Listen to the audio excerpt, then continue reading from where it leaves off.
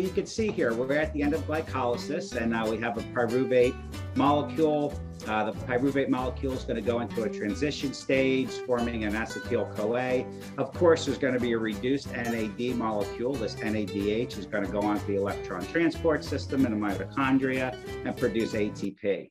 All right. Now, of course, that's not what this topic is about, so you can relax. But this is what I trained people on for 20 years. I was a college professor. I taught biology, physiology, and all this cell stuff, and it made me a living. But what I'm going to share with you today is some of the stuff that really changed my life. Jim Rohn, a motivational speaker, an excellent motivational speaker, noted that formal education, like I had with being a biologist, formal education will make you a living, whereas self-education will make you a fortune. And this is very, very true. And this is when I say self-education, I'm talking about this kind of stuff that you guys are doing right now. Saturday morning, right? I'm sure everybody would rather be doing, other things, but you're here and you're trying to learn how to get, more paying customers. You're trying to build your business and better yourself. And it's really things like this that's the difference between success and failure in a lot of ways. I mean, I know 11 years ago, my wife and I, we started our business, and I was a full-time professor. My wife was a registered nurse, and we built that business early morning before we went to work. We got home from work. We worked on it all night long. We worked on it all day Saturday. We worked on it all day Sunday. And along the way, we learned and learned and learned. I mean, neither one of us have a business background or marketing or anything. I've never taken a business college course in my life. So everything that I learned and was able to do, and everything I'm going to teach you today was all through self-education, through reading books, studying people who have done it before, watching webinars on Saturday mornings, just like you guys are doing. So the fact that you're here is awesome. I mean, you guys rock, and that means you're really trying to, improve and better yourselves and your business, and that's terrific. So with that, today, let's move on to the topic. Before I do it, let me just finish with the business. So my wife and I, we built this business. We started in 2011 with nothing. And by the time 2015 came along, the business exceeded the salary we're making from our business exceeded our salaries as a professor and a nurse. We were able to, leave our jobs and move to Florida. And it definitely changed our life. And the process that we went through in order to do that and build that business so successfully, a lot of what we did is what I'm going to talk about today. Okay, so hopefully you guys can get some real use out of this. So today, how to get paying customers with Jay Snarek. All right, and this is required for a successful business, how to get paying customers. So what is a successful business to you, right? So, I mean, it gives you peace of mind. You don't have to work for somebody else. And that was very important to me. That's one of the reasons I wanted to build a business. I mean, I had a pretty good job as a professor, but I just wanted something more. And I certainly did not want somebody telling me what to do. So it gave me a lot of peace of mind. And that was sort of a personal thing for me. And everyone's different, but for me, that was very important.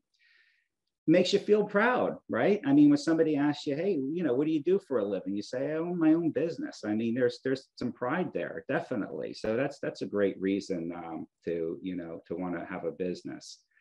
Free time, you can do things on your schedule. Now, the free time thing is, in the beginning, there's not going to be a lot of free time, because in order to build a successful business, it takes a lot of time. It takes a lot of persistence. So there's not going to be a whole heck of a lot of free time in the beginning. But once you get your business built and you put in the processes and automation and things like that, you're going to have a lot of free time. I have a lot of free time on my hands now. Enough free time where I can volunteer and do things like this and maybe pass some of the stuff on to other people. So it's cool. And of course, the most important thing, right? Give me the money, Davey. You gotta get that money somehow. And building a business and having a business is one of the best ways to do it. I mean, really creating wealth is really mainly done through, equities, real estate, and businesses. So there's nothing wrong with that. Money certainly isn't everything. I mean, if you had a list of, 10 most important things, money would probably be at the very bottom of it. But with that being said, I've lived without money and with money, and living with money is a heck of a lot better. So what's a successful business? Well, we're going to use this following definition that I came up with. Definition of successful business we're going to use is it produces a real, usable, and dependable monthly income, right? In other words, at the end of the month, you have money that you're going to use to pay your bills, invest, save, buy a car, a boat, vacation, etc. And it was all generated 100% from your business. So what do you need for a successful business? My God, look at this laundry list, right? And this isn't even a complete list. Look at all these things you need for a successful business. No wonder the majority of people who start businesses, it fails. I mean, that's just the bottom line. It takes a lot, right? I mean, look at some of these things. First of all, you have to have something to sell, some product or service. You need someone to sell it to. You have to have tremendous customer service. And just as a side note, you see this little, I kind of abstracted this because customer service, people ask you about your business all the time, and they'll say, well, what makes you different from other people's businesses? And I can tell you that one of the things you can differentiate yourself from other businesses is tremendous customer service. I'm very sensitive to customer service because, of being in business. So when I go around to stores and have people come over to do work and stuff like that, I pay attention to customer service. And so too often, way too often, I'm sure all of you can have the same sort of stories. The customer service is atrocious. So if you can just focus on customer service, you can really differentiate yourself. So anyway, that was just a little side note. You got to figure out how much you're going to charge. You have to know your expenses. How are you going to get paid? You're going to get paid by credit card, PayPal, check, cash. What's working or not. I mean, you need to track everything in your business because you got to know what's working, what's not working. So you need analytics. You need to create processes and automate systems. You need customer retention programs and accounting and bookkeeping and legal. And you need to know liability and asset protection. And you have to have customer policies, and you got to hire people and manage people and on and on. And it's all true. But what's the number one thing you need? You need to get paying customers. Okay. Because the goal is cash flow. And what that means is at the end of the month, you have more money coming in and you're putting in your pocket that's going out. Cash flow is number one. I mean, the bottom line is after a while, if you have a business and you're not making cash flow, it's truly not a business. It's a hobby. That's just the facts. So you hear the word sales, you hear revenue. I mean, that's just another way to say paying customers, right? So the big question that we're going to really look at today is how do we get paying customers?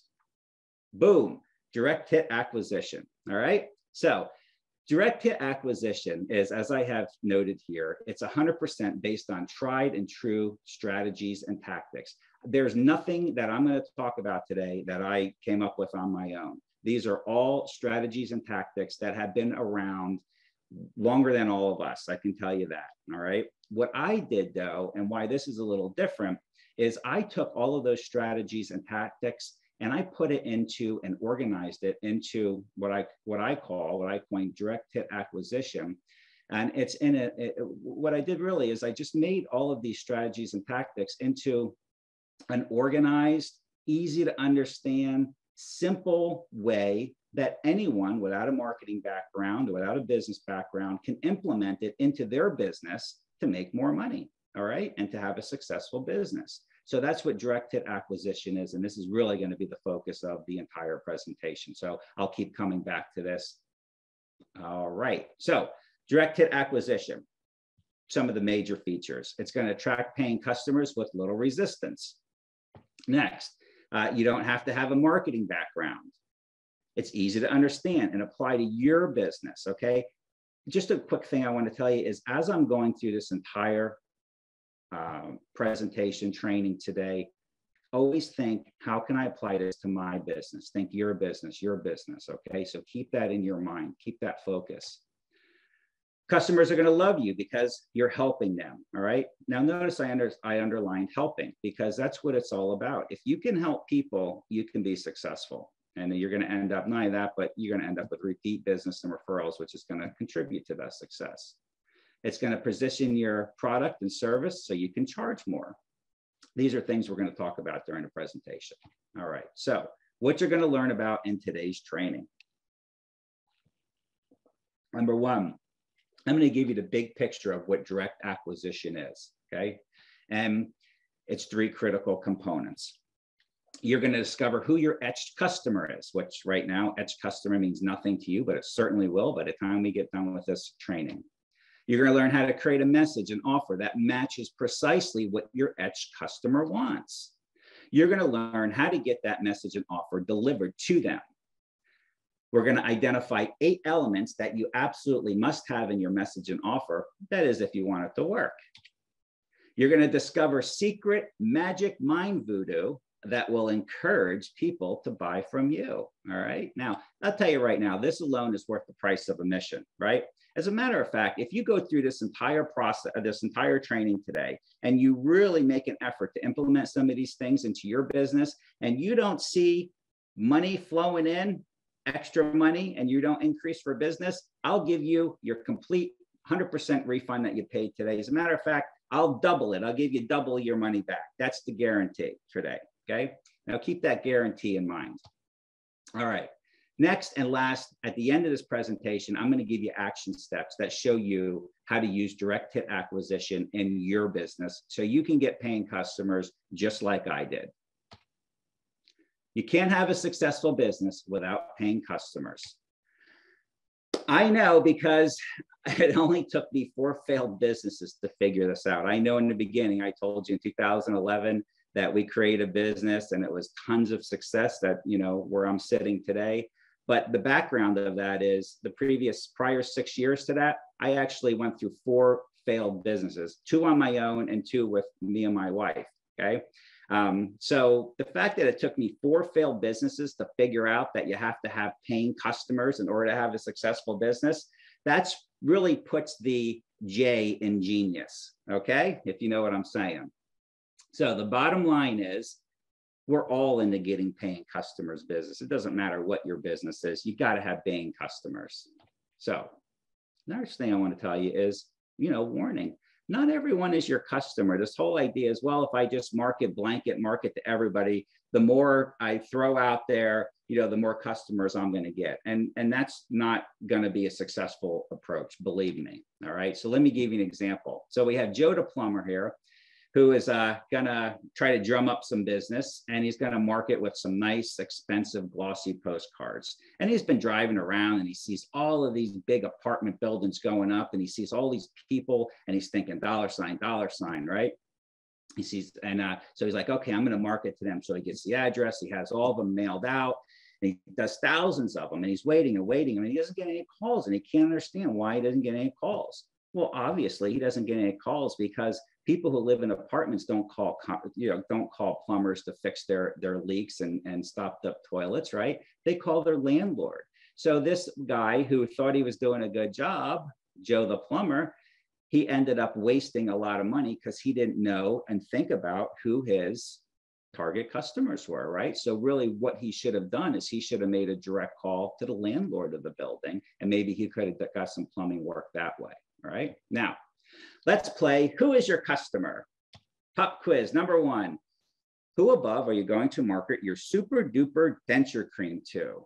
Right? Well, obviously, trying to market super duper denture cream to this customer over here, you're going to be wasting your money, right? And just like, who are you going to market your miraculous maximum strength zit cream to, right? Well, obviously, the 17-year-old over here is where your target customer is going to be. So these are just obvious examples, but this is the kind of stuff that eludes you if you know, when you're deep in business and you're trying to just make money and market and things like that. These are the kind of things that you know that you can't overlook, because you'll end up having unsuccessful campaigns and wasting a lot of money. Okay, so what you need to do is, step 1, you got to figure out who already wants what you have to offer. You ready for this? Step 2, offer it to them. Now, that seems like an obvious thing, but again, when you're when you're doing business and you're so focused on a success path, these simple things tend to elude you, right? This is one of those, again, this puts the J in genius, right? But it's something that you have to really take seriously. All right, so how do we do this? Let me just get a drink of water here. We do this through direct hit acquisition. So direct hit acquisition combines knowing exactly who your customer is, where to find them, and how to get an irresistible message and offer in front of them so they buy from you. So let me give you a quick overview of the major components of my direct hit acquisition. All right. So first we have etching the customer, right? So your etch customer is going to be exactly who your customer is. You need to know who they are, how old they are, what they want, their greatest desires, where they live, their fears, what keeps them up at night. I mean, you want to know them inside and out. So that's the first thing. Once you know them and once you know what they want or what they want to get rid of, right? What are the desires or what are their fears? Then the next step is you craft a message and an offer that addresses those desires or fears or whatever it is. And it has to match exactly to solve their problem. And then once you do that, the last step is you have to get that message in front of them so they can see the message. And we call that delivery. So when you get the etching the customer, the message and offer right, and the delivery right, you're going to end up with a direct hit. And with a direct hit, you're going to acquire a paying customer, hence the name direct hit acquisition. Now, notice this little starburst here. Now, the reason I'm highlighting that is because it took me about 20 minutes to make that ridiculous thing, okay? So I'm very proud of it. All right, now we can move on. I got my money's worth out of my yellow starburst. So let's just talk about the first major component, which again is etching your customer. So etch means to be cut or carved, to be clearly defined, to become fixed in memory. You need a precise image, understanding, and description of exactly who your customer is and where to find them. You must know their deepest wants, desires, and fears. This needs to be carved, or better yet, etched into your brain. Okay. It's more important to know what your customer wants, desires, and fears than what they need. Let me tell you a story about needs versus desires or wants, okay? My brother built a successful business using a lot of the principles that we're going to be talking about today. And he went out and he bought a very expensive Porsche. Now, he needs to be able to get from his house to the store. He needs to be able to get from his house to the post office, right? A Chevy Cruze can certainly meet that need of getting from point A to point B just as well as any other vehicle. However, he went out and spent 3 or 4 times that amount to have a Porsche. So he didn't buy this Porsche based on needs of what this thing is supposed to do. He based it on desire, right? He didn't buy based on needs. He bought it based on wants and desires. Why? Because he likes the way driving a Porsche makes him feel. And you think I would know better. And there I am. I just put a down payment on this model car to have a 2023 be built to the specifications that I want, a car that's going to cost about 6 figures by the time I get done with it, right? But you might say, well, I'm just like everyone else. I desire it. But the truth is that I actually need this car. It's a little different. And the reason being is because the salesperson, when I got in the car, they said, man, that car makes you look handsome. And I said, yeah, I need this car. It definitely makes me look handsome. And you know, a salesperson, especially a car salesperson, isn't going to, tell a mistruth, right? So I need this car. All right. So next, we must know the wants, desires, and fears deep in the subconscious mind of our etch customers. Now, notice I highlighted subconscious mind, all right? That's very important. I know it ultimately sounds like a bunch of touchy-feely psycho stuff, but it's really based on real science, all right? Recently, a Harvard Business School professor said 95% of our purchase decision-making takes place in the subconscious mind. Now, this isn't, just, guessing what buying decision, is happening in the subconscious mind.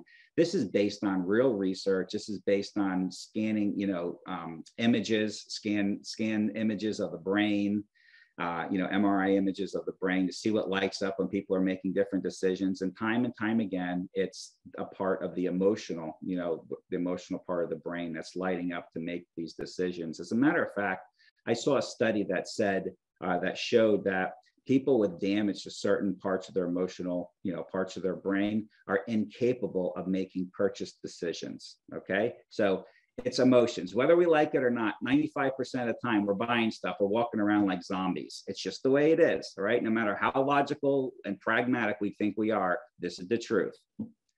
And we need to understand that if you're going to get paying customers, right? So every day our subconscious mind is intentionally influenced to affect our behavior. Call it voodoo brain control or manipulation. I know manipulation isn't a great word to use, but it's kind of true what's going on. Let me show you, okay? Local grocery store. I like to call this grocery store brain voodoo, science of getting you to buy more stuff. We'll look at our local grocery store, Publix. As soon as you walk into the store, the first thing there is a bakery and then the deli, right? There's a reason for that. As soon as you walk in, you smell it, okay? And the smell is going to actually stimulate your digestive system. It makes your salivary glands start to secrete saliva, right? I mean, Pavlov actually, showed us that.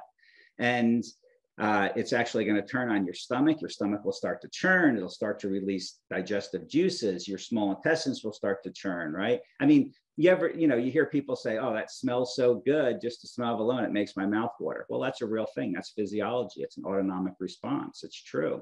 The churning of the movement of your stomach and motility of your intestines starts to push air around in your intestines. And that's what triggers a growling stomach. Okay. Uh-oh, I'm on mute.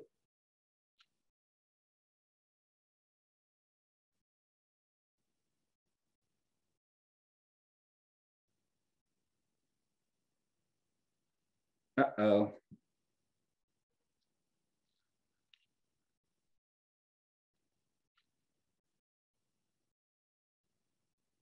Oh, you can hear me? Oh, okay.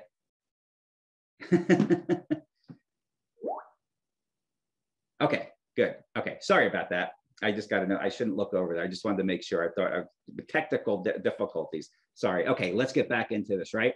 So anyway, so you walk into Publix, right there they have the bakery and a deli, and that alone is going to subconsciously, right, autonomically, it's going to increase your hunger drive. And when we're hungry, we know we're going to buy more. The next thing is they place necessities such as milk, eggs, meats, all in the back of the store. Why? Because you're going to have to walk through the length of the store in order to get these common items. And as you walk through, you're more likely to buy something. I mean, the goal of a grocery store is to keep you in the store as long as possible, right? Walking up and down the aisles, right? So this is all, researched out to track our behavior and make changes based on our behavior, right? So the most popular items are also placed in the middle of the aisle. So that means that you have to walk down the entire, halfway through the aisle to get the most popular items most commonly bought items.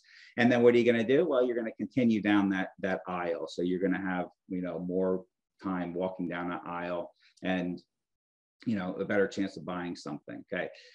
Expensive brand names are always placed at eye level, right? So things that you buy are going to be placed at eye level because we're more prone to buy things right at eye level for whatever reason we are. Okay. And then you see less expensive items are down at the bottom. You actually have to bend over to buy the cheap stuff. Nobody does that, right? Or the most expensive items are going to be placed at the top. Now, it's not even, I'm not sure that the top items, the stores care that much about, the people buying the most expensive items. It's just more used as a decoy because most people, what they do is they don't want to buy the cheapest stuff. They don't want to buy the most expensive stuff. They buy the stuff in the middle. So basically the store puts in the middle at eye level what they want you to buy. It ain't a deal. Publix does this all the time. I couldn't believe it, right? Get two for $5. And you think, oh, that sounds like a deal. But if you only want one, you bring it up there and it rings up for $2.50. All right. But they're getting you to buy more. Okay.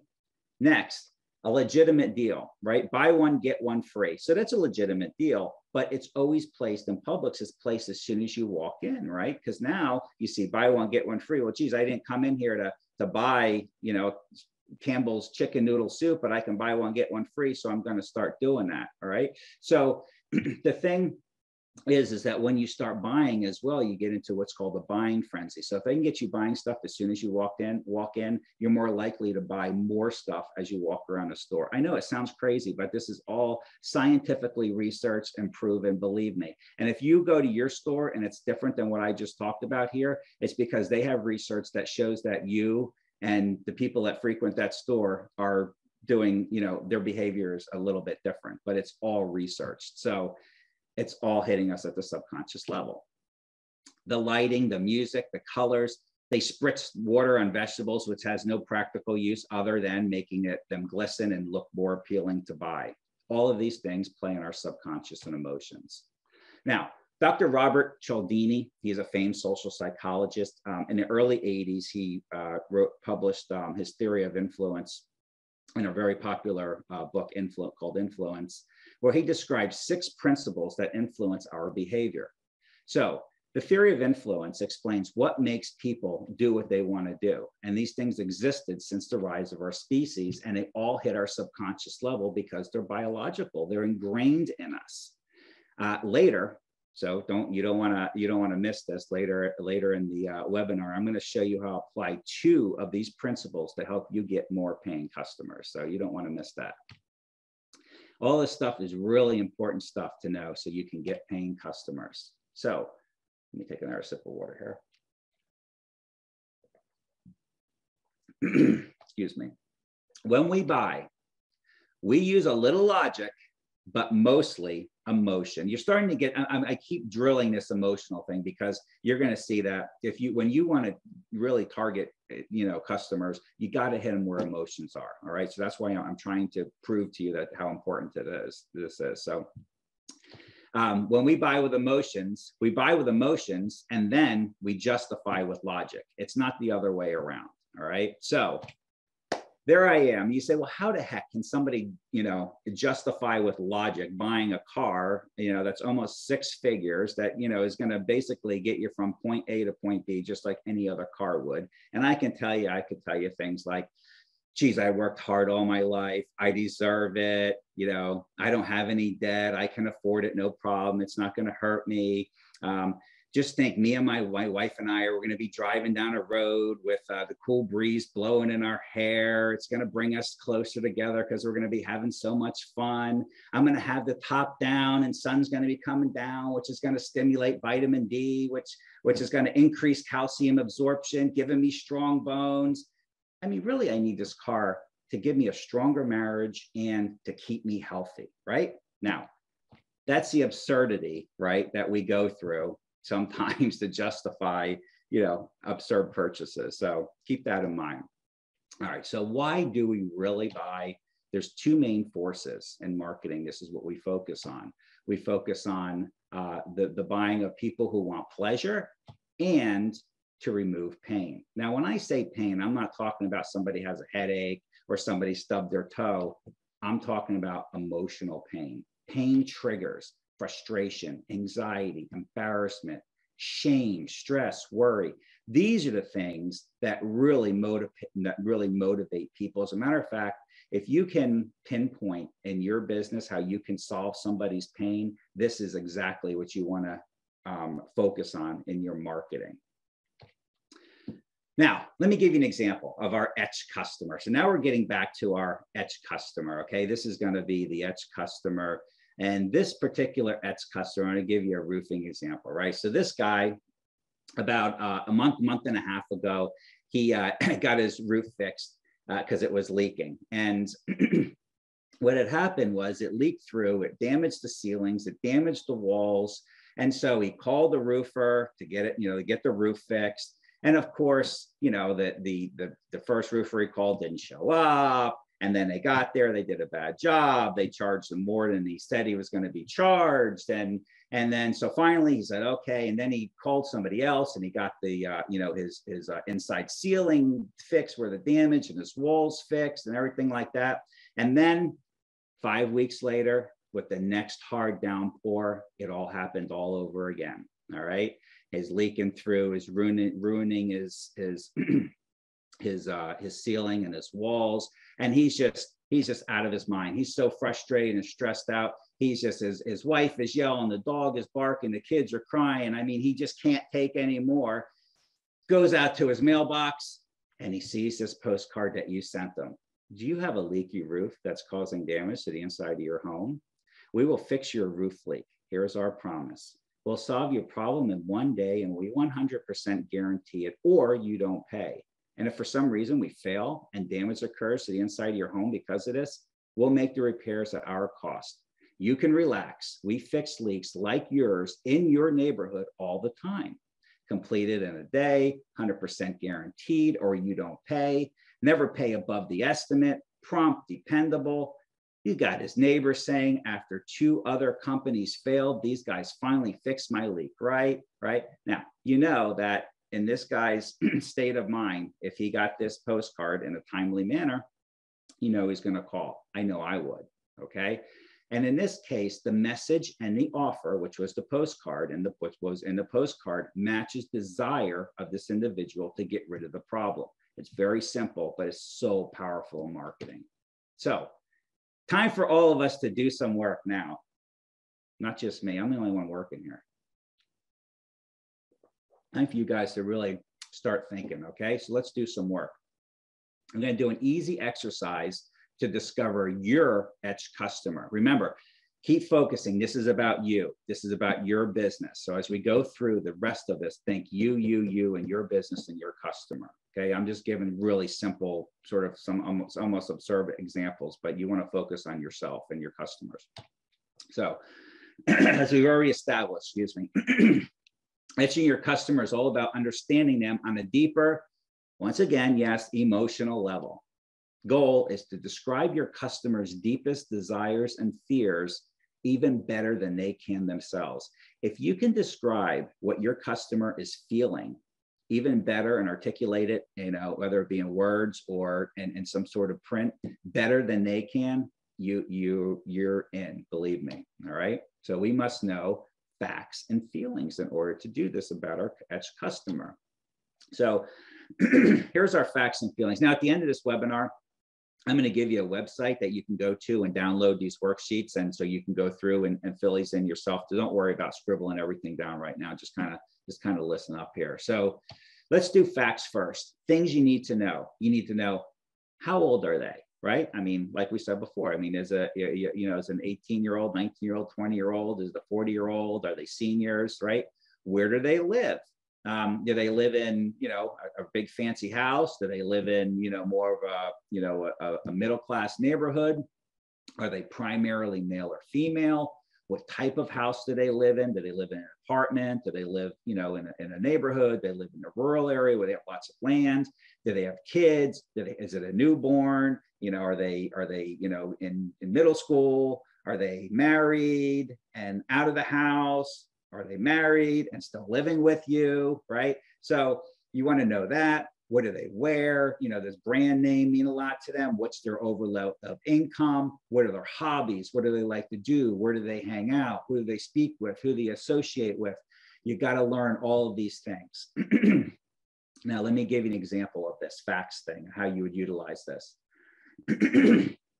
Excuse me, I'm not used to talking so much. All right, so here's an example, landscape company, okay? So first, you got to determine who your etched customer is. And then second, you got to create the offer and message to match the etched customer's problems or desires that you will solve. Notice I underlined, you will solve. You need to solve people's problems. If you can solve people's problems, you can be a huge success. So let's look at the first example. So let's say that we determined that our etched customer, they live in a rich neighborhood, high income, expensive houses, right? Now you're a landscape company, right? This is your etched customer. So your message and offer to match that is going to be focusing on premium services, expensive mulches, exotic shrubs, water features, elaborate lighting and things like that, price isn't going to be as much of an issue. Versus if you determine that your etch customer, right, lives in an average neighborhood, middle-class income, basic house, the message and offer is going to be very different. They're just going to want basic landscaping. Dependability, affordability is going to be very important to them. And price also is going to be very important to them. So notice that the message and offer has to exactly match the etch customer, because if you get this wrong, your phone's not going to be ringing. I can tell you that right now. Try to sell a $3,500 exotic shrub to somebody with, who lives in a middle-class neighborhood. You're not going to be very successful. So your message and offer always has to match exactly your etch customer. So that was based on just facts. Now let's go to the feelings. Remember, the feelings is also, this is going to be your big one, right? What's really going to sell. And so you're going to answer these with, once again, your product and service in mind. So sort of some of the things that you're going to go through is, first, let's look at wants and desires. What are they trying to achieve? What is the most important thing to them? What is the best experience that they can have? I mean, you really want to write all of this out, all right?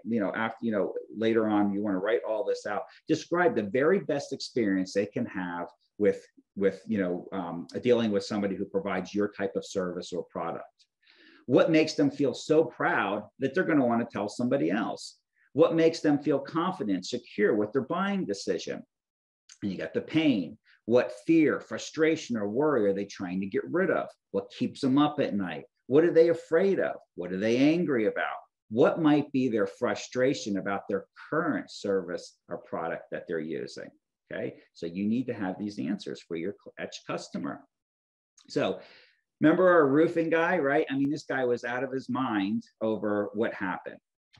And well, first of all, why do we send this postcard to this guy anyway? You're right. Well, because we knew that he lived in a house that was about 15 to 20 years old. And if you're a roofer, you know that after about 15 or 20 years, you're going to start to have roofing issues. You're going to have leaks. You're going to need your roof replaced, right? So that's how the postcards, that's why we targeted this in the first place, right? Because of this. And you already fixed leaks in this neighborhood. So people are already having problems, all right? So those are the facts. Now, how might this play out? All right, so, we have the guy, we already went through the whole thing, right? The guy's out of his mind because he's now, after fixing the roof, he's got the same old problem and he's just can't take it anymore, So he gets your postcard and he calls up, and on the other side, wow, somebody actually answers the phone in a polite voice. Hi, how may I help you? So-and-so's roofing, all right? And that's a good start right there. So the guy goes through and he explains it, and he's so happy right off the bat because the person on the other end of the phone is very understanding and sympathetic of what they're going through, and reassuring that, that he's not going to have that experience again. So he says, okay, well, let's set me up for an estimate, right? So he sets a date for the estimate. The company sends somebody out to do the estimate. They show up on time. They look, they look clean. They drive in a clean truck. They're polite. Like I said, they show up on time. They even show up sometimes. A lot of times they don't even show up, especially here in Florida. I mean, everybody knows that, right? We've experienced that before. And so the estimate is fine. They set the date to get the work done, right? Okay, so whatever, a week and a half goes by, and the guy's at work that day, and he's driving home, and he remembers, okay, this is the day that, they're supposed to fix my leak. And through everything that this guy's been through so far, he's driving home thinking, expecting that he's going to come home and see the Three Stooges on the top of his house, beating each other with boards and falling through his roof and things like that, right? It's because this is what he's been through before. So he gets home and he doesn't see anybody on his roof, and he gets out of his car and he starts walking up to his porch, and he sees a flower on his porch sitting there, a plant with a postcard that says, your roof has been completely fixed. You will not have any further problems. But remember, if you do, call us, because everything we do is 100% guaranteed until you're satisfied. Please accept this house plan as a thank you for trusting us with your home. If you ever have any other problems that you think we can help you with, please call. Please find attached the invoice, which is 10% less than what we quoted you. Again, we just want you to know how much we appreciate your business. Wow, right? I mean, this guy is over the moon with this. You telling me this is the best, this is the very best experience that this guy could ever have. As a matter of fact, it's so good that in a month, when he's talking to his neighbor and his neighbor says, oh, my roof is leaking, it's making a mess, this guy's going to say, whoa, wait a minute, I have this greatest company in the world. Wait till you see how these guys perform and you know, the type of business they conduct. Okay, that right there is how the secret behind getting customer references, referrals and things like that, right? By always exceeding expectations. Under promise, over deliver. You should write that on a big piece of paper. Under promise, over deliver, and plaster it all over the place, because this is how you want to focus your business. Under promise, over deliver, and you can be successful.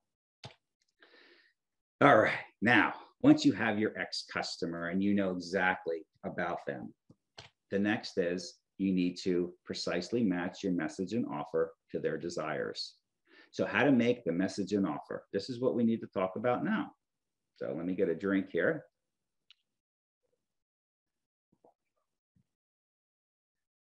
You got to make them an offer they can't refuse, right? That was the worst Godfather impression you probably ever heard. And if I ever do this presentation again, I'll probably remove that in retrospect there. All right, anyway. The idea is good though. You want to make them an offer that they can't refuse. That's how good you want it to be. Just over the moon, right? So your message and offer must match your customer. Okay, so now we're down here. So your message and offer must match exactly what you learned about your customer. It must show that you understand their problem or desire. Understand them. People want to be understood. You must show that you can give them exactly what they want. And ultimately, you want to show that you can help them. You want to show that you can solve their problem. Okay, you see there's sort of a theme here. Help them solve their problem. That's what you want to do. Focus on that. So what goes into your offer and message? You know, so it actually works, right? There's 8 major elements of an offer and message, and you just want to put these on everything, your websites, your emails, postcards, landing pages, wherever you can fit these, you want to try to put these elements on there.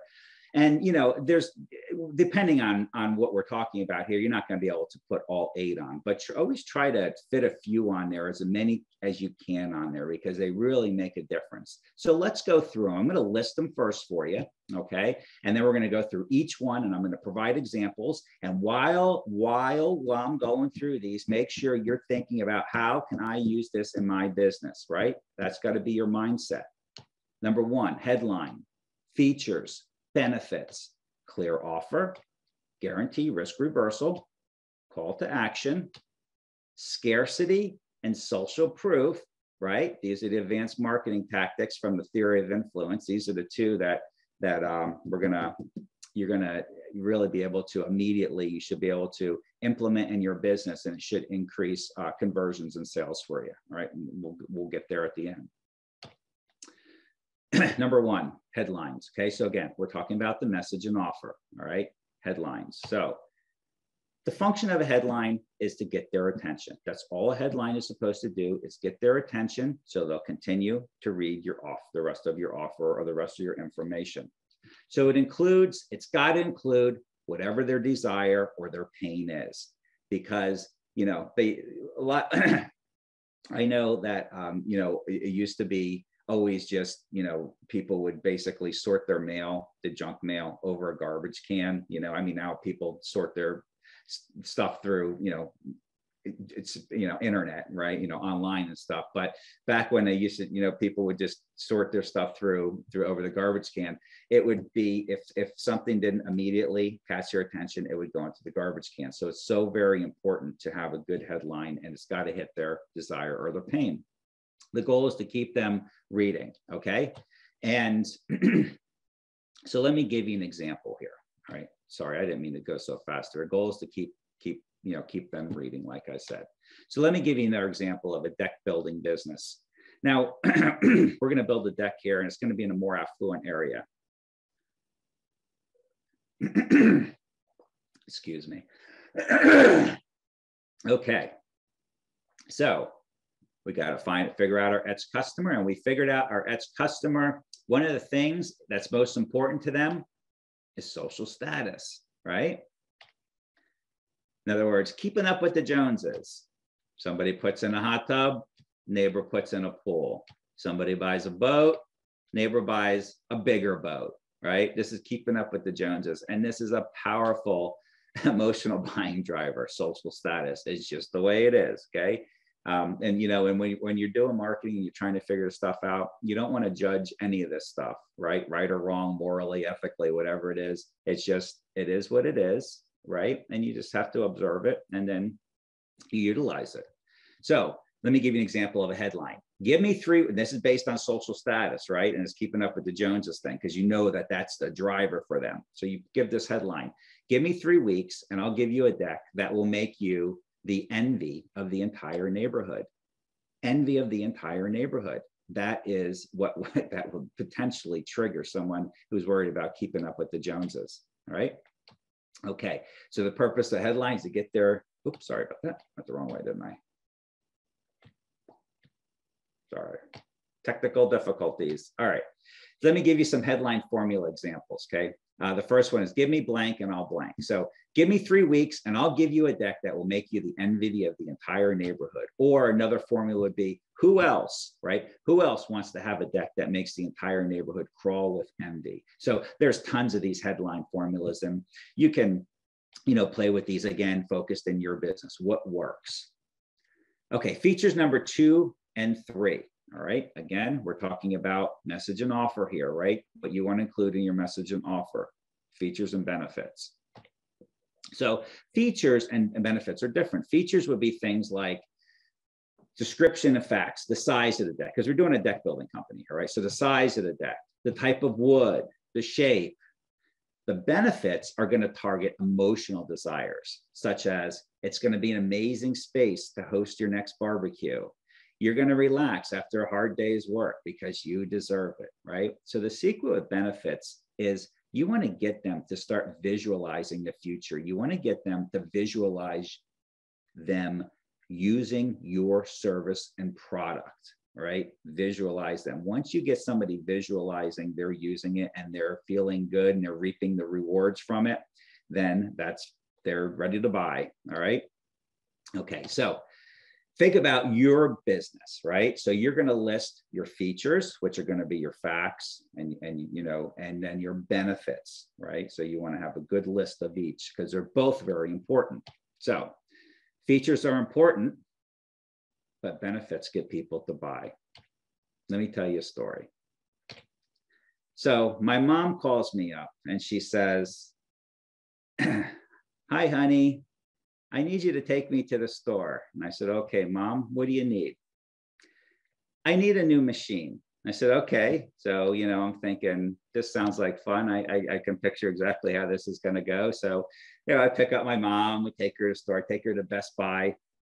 And, she's looking around, there's like 42,000 computers, right? I mean, there's desktops and laptops and Microsoft and Apple and iPads. And, it's just mind blowing for just about all of us anyway, unless you're really into computers, right?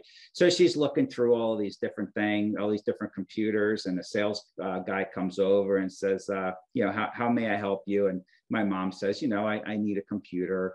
And he says, "Oh, come here, let me show you this one. This one has a ADM Radeon graphics card, 4-core processor, 2 terabyte hard drive, and a 24-inch anti-glare LCD. Well, of course, most of us, especially my mom, she has no idea what the guy is talking about. And so he goes on and does the next computer and shows more of the features. This one has, 1 terabyte hard drive and has a, 42-inch anti-glare, whatever, right? And it meant nothing. So we didn't get anywhere with that, and so she keeps looking around, and the salesperson got called off and he's doing something else. And this other salesperson comes over and she says, "Hi, ma'am, can I help you with something?" My mom says, she's exhausted at this point. She's like, well, I'm just looking for a computer. And the sales girl says, oh, well, let me show you this one that I just bought for my mom. My mom loves this computer because she can get pictures from her grandkids and she can search for recipes.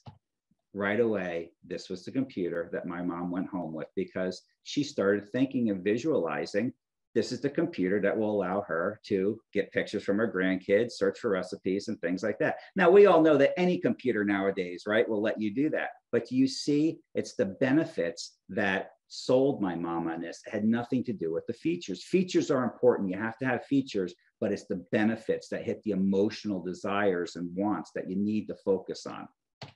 Okay, there's your features. There's your benefits. Once again, you want to get them to visualize how they're going to enjoy the benefits. Benefits, benefits, benefits. Can't say it enough. So once again, before we leave this, really think about your business and actually write out all your features and all your benefits, right? Make sure you have a good list because you're going to have to use these on your offer message. Okay, next, we have a clear offer. Now, you want to tell your ex-customer exactly what they'll be getting for the money they're spending. It must be clear, it must be easy to understand, simple, and not too many choices, right? There's something called the paradox of choice. Too many options actually decrease buying. A study found that consumers were much more likely to buy a jar of jam when only given 6 to choose from rather than 24. It's just human nature. It shows what happens is when people have too many options, they tend to do nothing at all. So fewer options is going to be better than too many options. Keep that in mind. I recommend 3 options. I recommend a low price, a middle price, and a high price. Whatever you want to sell, your product, your service, whatever it is at, make that your middle price, and then create something that's a lower price and something that's a higher price. And most people are going to choose that middle price because that's just what we do. We don't want to buy the cheapest thing. We're probably not going to buy the most expensive thing. We're going to buy the thing right in the middle. Well, that's what you wanted them to buy anyway.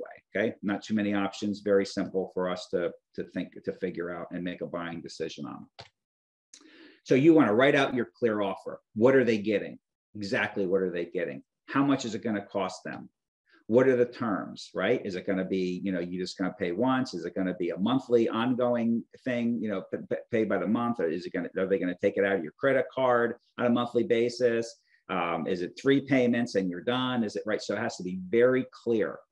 What's the guarantee that you want to know? You want to have this very clearly written out for them. And you always want to be honest, never hide fees or additional costs. I mean, yeah, you can make some money, upfront by hiding some fees and getting your customer on the back end and things like that. But that's not how you build a successful business. You don't want to do that because the short term for what you gain is not going to be worth it in the long term, right? So just be upfront and honest about everything. It's just the best way to do business, and it's going to give you the best chance to be successful. All right, next. The guarantee, risk reversal, okay? So keep in mind, we're still talking about building our message and offer. And because we got to build our message and offer, that matches our customer. So give the absolute best guarantee you possibly can, right? Go out of your way to, even if it seems a little crazy, try to give that best guarantee that you can. Because you want to make sure your customer is at ease and feeling confident and comfortable. You don't want, at the time a person is making a buying decision, you don't want them to have any kind of hesitation because they're a little unsure about, what if I buy it and I don't like it, or it doesn't work like it's supposed to, right? You want to remove all that. Give them the best guarantee you possibly can, within reason, right? Risk reversal. You want to transfer the risk from them to you. It's really just the right thing to do anyway. Let me give you some examples of a guarantee, a good risk reversal, right? If you're not completely satisfied for any reason, simply call us and we'll promptly give you 100% refund, no questions asked. If you don't get the results you want in the first 30 days, we'll give you double your money back. Now, you might say, geez, how am I going to, have a business where I'm giving people double their money back? Well, a couple of things with that. One, if your service and your product is as good as it needs to be, you're not going to have a lot of refunds. You might, maybe 2% is like the average amount of refund that you're going to get, right? So you don't worry about that. If you're getting a lot of refunds, you have other problems, okay? So give a good refund like that. I'll tell you another secret. the longer that you give the refund period, the less likely that you're going to get asked for a refund. If you say, I'll give you 7 days, your refund rate is going to be a lot higher than if you say, I'll give you 90 days, because people just kind of forget about things over time. And that's just the way it is. Okay. So there's a little secret hint for you. Give the absolute best guarantee you can, right? The goal is to remove the risk from the customer's buying decision. Can't say it any other way. And then always honor a refund immediately, right? If you have a refund and somebody calls up and they say, hey, you know, we need, I would like the refund, give it to them immediately. Don't give them a hard time about it. As a matter of fact, do it just the opposite way. You're going to give them their money back anyway. Make it a good experience, right? Say, oh, you know, thank you so much for trying us out. We're going to have your refund back to you immediately, right? You want to have that, use that opportunity to create goodwill. Even if you're giving money back, the more goodwill you can create, the more likely that person is going to maybe come back and be a customer for you, you know, later in the future, or tell somebody else about you, right? So keep that in mind. Next, call to action, all right? And there's a lot here, but you know, this is all very important stuff, okay? So call to action. So we're still building our message and offer here. Call to action is, it tells them exactly what to do. People need to be told what to do. We all do, right?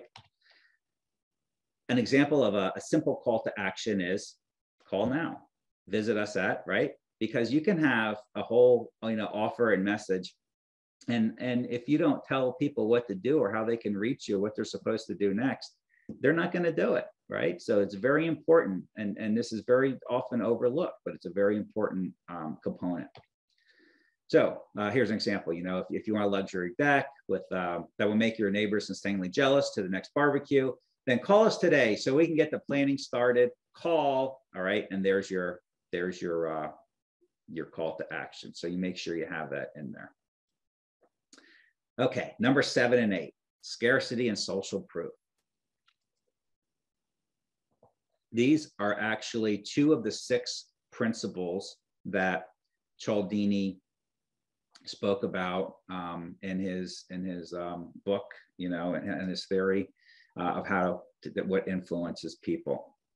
And so this is the secret magic mind voodoo that will encourage people to buy from you, right?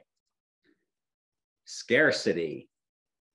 Humans are terrified of losing something or missing out on something, right? There's a whole acronym, you know, FOMO, fear of missing out. And this is seen over and over again, especially in like investments, like the stock market. You know, stock market going up and up and up, and people got to get in. They don't want to miss out. They're going in, even though it's irrational, right? And it keeps going up and up. I mean, look what happened. Fear of missing out on toilet paper. Just, you know, I mean, people went crazy over buying toilet paper, right? I mean, people don't want to miss out. It's very powerful, all right? This behavior. So how scarcity is used all the time in marketing. This offer ends at midnight tonight. There's only a limited number available, 25% off today only. Don't miss this on Black Friday only. Even in our deck example, we can only build a limited number of custom decks per season. So call now or you may miss out. Even grocery stores, no surprise, grocery stores use scarcity too. There is a study that found that by adding the statement limited to only X number of items per person, doubled the sales of that item, okay? So it doesn't mean that that these are, you know, the products are limited. It doesn't make any sense that they would limit it to you know, to one person, right? But they'll put this in there because people think, oh, I don't want to miss out, and you know, it doubles the sales. So Costco does that all the time. You'll see that text in there like that.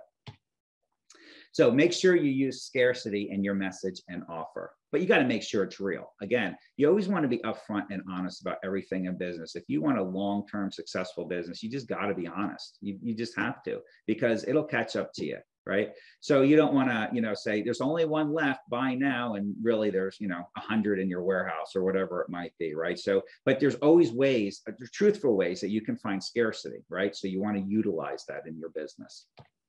Next, social proof. If everyone else is doing it, then it can't be bad. Eric Hoffer, a renowned philosopher, said, notice, when people are free to do as they please, they usually imitate one another. And there's, again, evolutionary, ingrained in us, there's safety in numbers, and including in our decision making. So examples of social proof in marketing: audience gave it 5 out of 5 stars, 21 million views, social media, right? Viral. I mean, if you see something and 21 million people viewed it, you'd be like, well, geez, I got to watch that too. And then it just snowballs. And that's how things go viral, right? If everybody else is watching, it's got to be good. I got to watch it too. 99% of customer satisfaction guaranteed, right? Most popular this week on Netflix. This is a great story with Netflix. Not too long ago, Netflix used to hide all of their analytical data on watch time of different shows and things like that. And then for some reason, they put it out there, or it escaped. They noticed that if they put it out there on what people were watching more of, what was popular for that, a popular show for that week or whatever, it would make that show and just take off so much more as far as being watched. And so what they do now, I mean, every time you open up Netflix, they'll have popular this week on TV, or most popular movies, most popular. In other words, what are other people watching? Amazon does this great, right? Frequently bought together. So you go and you're going to buy something. It says customers who purchased this product also purchased this, and you're thinking, well, Jesus, so, if they also bought this, then maybe I should do that too. Or customers who viewed this item also viewed. Same thing. Powerful, right? It's all subconscious. We think we're logical and pragmatic and this doesn't affect us, but I'm telling you, it all hits our subconscious, and it's just the truth. It's just the way it is. Customer testimonials and reviews. You got to make sure you get this into your marketing. Customer testimonials and reviews. And this is more and more powerful. The more that people are unsure what to do, the more likely that they're going to think that people just like them, what they think is very important, right? Customer testimonials. So you want to make sure you get that into your marketing. Even restaurants use this on social proof. I saw a study, it says restaurants, by adding just the words most popular next to any menu item, will increase sales of that item by 20%. Not chef special, special of the day, most popular. Oh, well, if everybody else is ordering this, it must be right, and it'll increase it. So you can see how a restaurant might utilize this. If there's a particular menu item that they want to sell, maybe they have better margins on a particular menu item, they can put most popular, this is one of our most popular dishes, or whatever it might be, and they'll start selling more of that. Just the way it is. So you want to add social proof to everything, your website, your landing pages, all your marketing pieces, anything you put out, make sure you have some good, powerful social proof on there. Even a checkout page. On my checkout page, for our business, we have customer testimonials and other social proof sort of things, because the last thing you want is somebody about ready to give you their credit card and they're having final doubts, they're not ready, they're not quite, but if they look over and they see their social proof, oh, well, everybody else is doing it, then it must be the right thing to do. So, okay, keep that in mind. Here's an example I made up of to show you all 8 elements. Right now, this is, first of all, I know nothing about building decks, okay? And, this flyer is not supposed to look good, aesthetically or anything like that. This is just how you place, or how you would place and utilize these on a marketing piece, all right? All 8 together. So let me show you. Number 1, headline. Okay, so we got our headline there. Number 2, there's our features: a rare imported Brazilian tiger wood, rich in color with striping, weather resistant, last 25, just the facts, right? Features. Next, benefits. A place for tranquil relaxation after your hard day's work, right? It will be the talking point of every party. You'll be the host with the most, okay? So make sure you get your benefits in there and hit an emotional part, getting people visualizing the future with your stuff. You want a clear offer. Exactly what are they getting for what? There's your guarantee, okay? Make sure you have your guarantee down there. Good strong guarantee, 5-year guarantee on everything. Call to action, big, bold, call today. There's the phone number. You don't have to search for how to get a hold of them, and they're telling you what to do. Scarcity. Don't miss out because it's only available April 15th to April 30th. Okay. So there's your scarcity. You want to make sure you get that in there. So they'll call. And social proof. I couldn't believe how everyone raved about my deck. All right. Building this deck was the best decision my wife and I ever made for our home. Okay. So there's your social proof, right? So this is an example, a very simple example of how you want to get all 8 components in there for your offer message. So now we've covered etching your customer. We've talked about making the offer and message that matches what the etched customer's desires or fears or whatever it is that they're trying to get rid of or want is, right? Now, the last thing we got to do is, okay, well, how do we get this offer and message in front of them? How do we get it delivered to them so they can actually see it? And that's our third component of direct hit acquisition. Got to get in front of them. Modes of delivery. Look at this list, right? I mean, there's so many different ways, and this is just, there's so many other different kind of examples. But you can use delivery, okay, to get your message out by Google Ads, Bing Ads, postcards, magazines, newspaper, flyer, radio, TV, webinars, YouTube influencers, blogs, videos, business cards, emails, Facebook, right? And it goes on and on and on. But this is the mode of delivery that you're going to use to get your offer and message that you carefully crafted to match your etched customer. Makes a lot of sense, right? It's very logical. So, caution. Before you can choose your mode or modes of delivery, you really got to know your etched customer inside and out. You got to know what their driving point is, right? You must know your message and offer. It must be strong as you can make it.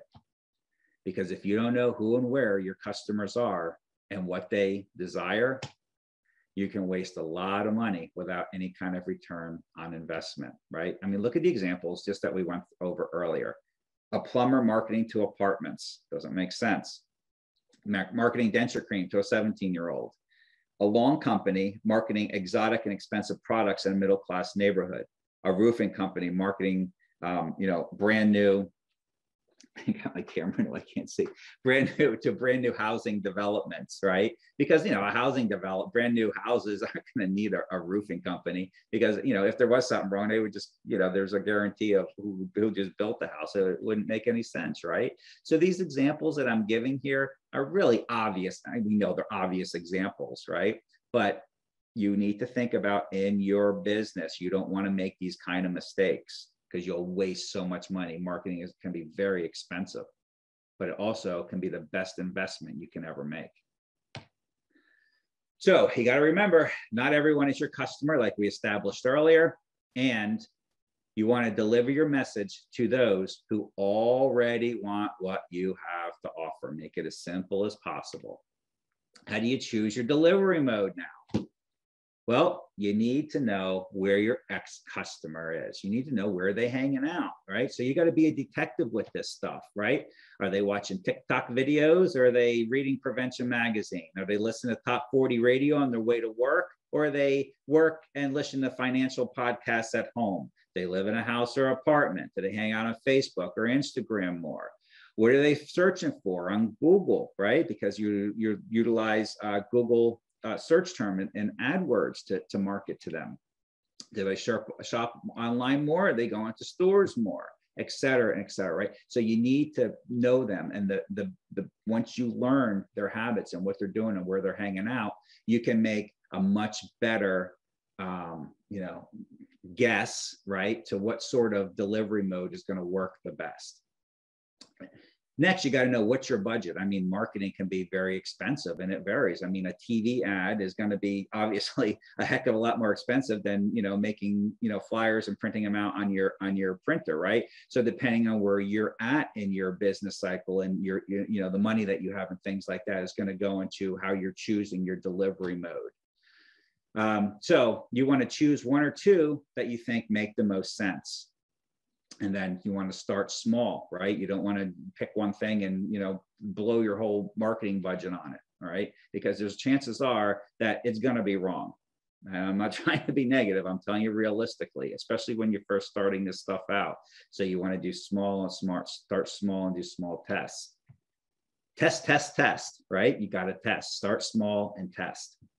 What do you want to test? Well, you want to test different price points. And I'll tell you something, in my opinion, don't always try to be the least expensive. Look at your competition. And in my opinion, I wouldn't try to be the least expensive. I mean, I think the worst thing that a lot of business, I know every business is different, and some businesses you have to do this in, but I think the worst thing you could do is compete on price. You want to position yourself to make you, above the sort of the top shelf, right? The above eye level product or service, right?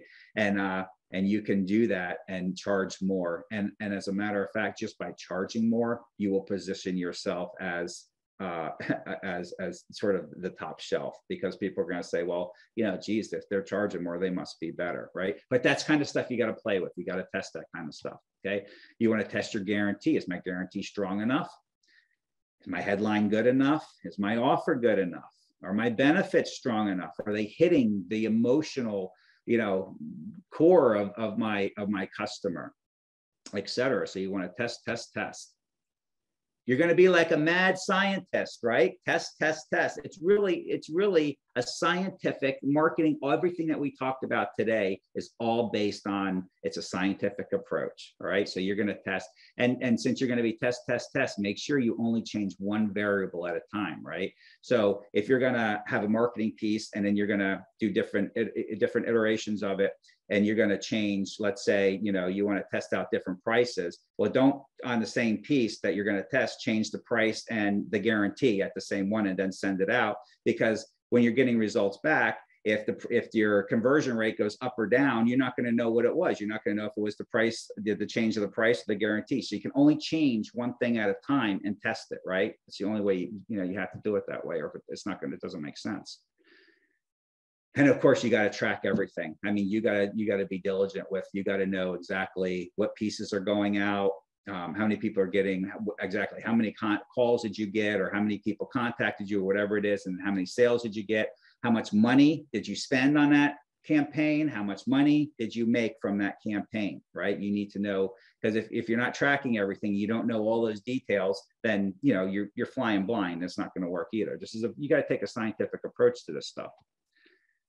Here's your action steps. We're almost done. Okay. Action steps. Number one, your ex-customer, right?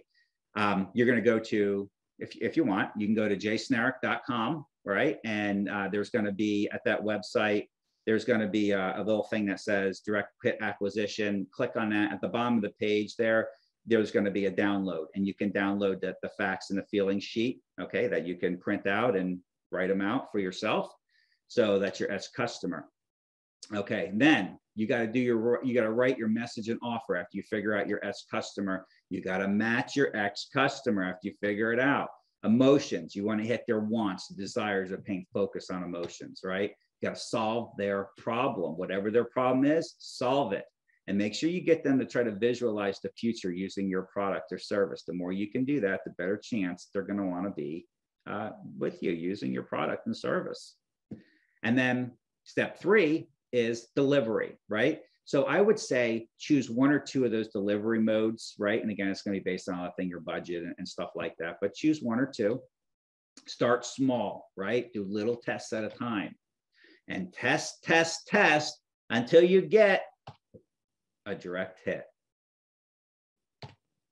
Now go out and implement this stuff and make lots of money. That's all, folks.